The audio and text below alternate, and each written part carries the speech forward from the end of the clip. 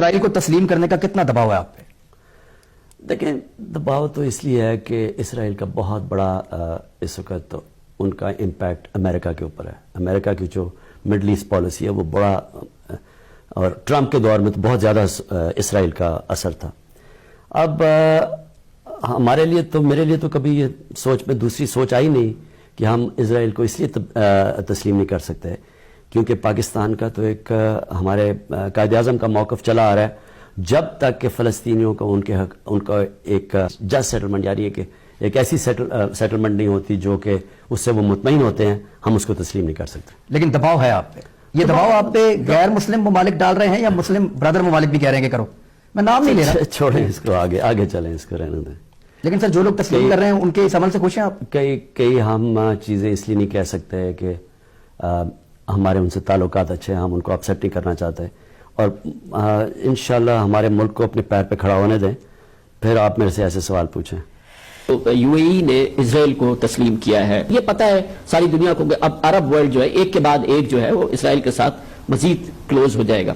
ہم پاکستان اس پوری سچویشن کو کیسے دیکھ رہے ہیں؟ دیکھیں جی، جو بھی کوئی ملک کرے، ہمارا تو موقف بڑا کلیئر ہے، اور ہمارا موقف قائد اعظم محمد علی جناح نے 1947 میں کلیئر کر دیا تھا، 1948 میں، کہ ہم اسرائیل کو کبھی تسلیم نہیں کر سکتے جب تک فلسطینیوں کو ان کا حق نہیں ملتا، ان کو ایک جسٹ سیٹلمنٹ نہیں ہوتی. جو ٹو نیشن تھیوری تھی پیلسٹینین کی کہ ان کو پورا ایک ان کی اسٹیٹ ملے جو کہ پیلسٹینین فیصلہ کریں، ٹھیک ہے. جب تک وہ نہیں ہوتا، اگر ہم وہ تسلیم کر لیتے ہیں تو ہمیں پھر کشمیر کا بھی، ہمیں ایگزیکٹلی سچویشن کشمیر کا ہے تو ہمیں وہ بھی گیو اپ کرنا جانا چاہیے. تو اس لیے پاکستان نہیں تسلیم کر سکتا اسرائیل کو. کچھ تو ریسیپروکیشن ہوتی ہے نا سر، اسٹیٹس کے درمیان اور ایک دوسرے کے درمیان، کہ ہم آپ کے لیے کیا کر سکتے ہیں اور آپ ہمارے لیے کیا کر سکتے ہیں. فکسڈ فرینڈز اور فکسڈ اینیمیز تو نہیں ہوتے، لیکن وہ ہماری بھی تو پالیسی ہو سکتی ہے. اسرائیل کی آپ بات کر رہے ہیں؟ اوور آل میں بات کر رہا ہوں. انسان اللہ کو جواب دے. آپ جب بات کرتے ہیں اسرائیل اور فلسطین کی تو ہمیں سوچنا چاہیے کہ کیا ہم اللہ کو جواب دیں گے کہ ہم ان لوگوں کو جن کے اوپر ہر قسم کی زیادتیاں ہوئی ہیں، جن کے سارے حقوق لیے گئے ہیں، جن کو جس طرح ٹریٹ کیا جا رہا ہے، کیا ہم ان کو ابینڈن کر سکتے ہیں؟ میرا تو یہ ضمیر کبھی بھی نہیں مانے گا یہ کرنے کو. میں تو یہ کبھی بھی ایکسیپٹ نہیں کر سکتا. ہم کبھی اسرائیل کو ریکگنائز نہیں کر سکتے جب تک فلسطینیوں کو ان کے حقوق نہ ملے. اور دوسری چیز، ایک پاکستان ایک ڈیموکریٹک سوسائٹی ہے. ہمارے پبلک کا کیا رائے ہے؟ آپ کبھی بھی یہ پاکستان کی جو ایک ڈیموکریٹک سوسائٹی میں آپ ایکسیپٹ نہیں کر سکیں وہ ساری قوم فلسطینیوں کے ساتھ کھڑی ہے، وہ چاہتی ہے کہ ان کے حقوق ملے. رائٹ سر، کیا ایک خبر یہ آ رہی ہے کہ کوئی گورنمنٹ کی کیبنٹ سے کوئی ملنے اسرائیل تل ابیب میں گیا ہے؟ ایسی کوئی بات ہے؟ کوئی ملاقات ہوئی ہے؟ پہلے تو یہ بالکل غلط ہے. لیکن کیوں جائے گا؟ جب ہماری پالیسی ہے کہ ہم اسرائیل کو ریکگنائز نہیں کر سکتے تو کیوں جائے گا؟ وہ وزیر نے جا کے وہاں کیا کرنا ہے؟ یہ بالکل فیک نیوز ہے. اسی ہفتے آپ نے دیکھا کہ یو اے ای کے بعد بحرین نے اسرائیل کو ایکسیپٹ کر لیا، عمان نے اس کو ویلکم کیا ہے. لگ رہا ہے کہ عمان بھی ایکسیپٹ کر لے گا. آپ کی جو پوزیشن ہے کہ ہم نے ایکسیپٹ نہیں کرنا وہ نون ہے، آپ کئی دفعہ اس کو کہہ چکے ہیں. لیکن پاکستان کے اسٹیٹ انٹرسٹ میں کیا ایسا نہیں ہے کہ ہم یہ دیکھیں کہ ہماری نان ریکگنیشن بھی ایک لیوریج کی حیثیت رکھتی ہو اس پوری مڈل ایسٹرن ایکویشن میں؟ کئی چیزوں کے اوپر زندگی کمپرومائز کا نام ہے. آپ کو کمپرومائز کرنا چاہیے اور کرنا پڑتا ہے. لیکن کئی ایسی چیزیں ہوتی ہیں کہ وہ جو آپ کے بنیادی اصول ہوتے ہیں، جو آپ کی یعنی کسی وجہ سے ایک قوم بنتی ہے، ایک بیسک پرنسپلز کے اوپر ایک قوم کھڑی ہوتی ہے. جب ایک قوم ان پرنسپلز کے اوپر کمپرومائز کرنا شروع کر دے تو پھر وہ کمپرومائز کی کوئی لمٹ نہیں ہوتی.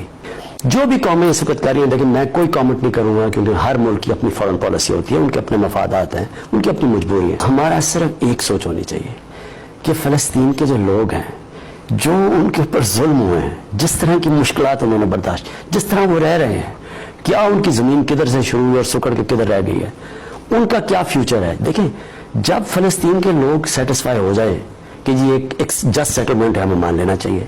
لیکن اس وقت اگر فلسطین کے لوگ بیچارے اتنے آبجیکٹ کر رہے ہیں، جو بھی کوئی ریکگنائز کرتا ہے اسرائیل کو، تو سب سے زیادہ شور تو فلسطین کے لوگ مچاتے ہیں.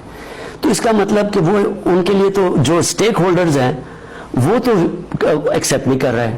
اور تو دنیا ایکسیپٹ کر بھی لے، جب تک وہ لوگ سیٹسفائی نہیں ہوتے کہ ان کے لیے ایک وائبل اسٹیٹ بنی ہے، تو تب تک کوئی فرق نہیں پڑے گا, جو مرضی ریکگنائز کر لے. اصل میں تو جب تک ایک منصفانہ سیٹلمنٹ نہیں ہوتی پیلسٹائن کی اسرائیل کے ساتھ, تب تک کوئی فرق نہیں پڑے گا ریکگنیشن کا دنیا کا. ہمیں کھڑا ہونا چاہیے اس لیے کہ ہمارے قائد اعظم محمد علی جناح نے ان کی آپ سٹیٹمنٹس پڑھ لیں, انہوں نے شروع سے کھڑے تھے فلسطین کے لوگوں کے ساتھ, اور ہمیں بھی کھڑا ہونا چاہیے. There's been talk about Pakistan forming relations with Israel, and we know the winds of change are blowing through the Middle East. Is this in the cards, and why? I'm afraid I don't know where this has come from. It's not.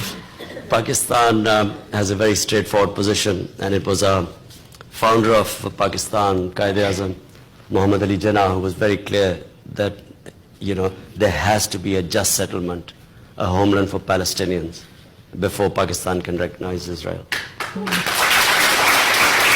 جب سے اسرائیل بنا, پاکستان کا ہمیشہ ایک ہی stand رہا ہے, اور وہ سٹینڈ تھا قائد اعظم محمد علی جناح کا, ہمارے عظیم لیڈر کا, کہ فلسطینیوں سے بہت بڑی ناانصافی ہوئی ہے, اور ہر فورم کے اوپر پاکستان نے فلسطینیوں کے ساتھ کھڑے رہے. اور انشاءاللہ ایک دن آئے گا جب کہ فلسطین کے لوگوں کو اپنا ملک ملے گا, ایک منصفانہ سیٹلمنٹ ملے گی, وہ بھی برابر کے شہری رہ سکیں گے جو کہ فلسطینی اسرائیل میں رہتے ہیں, ایک برابر کے شہری بن کے رہ سکیں گے.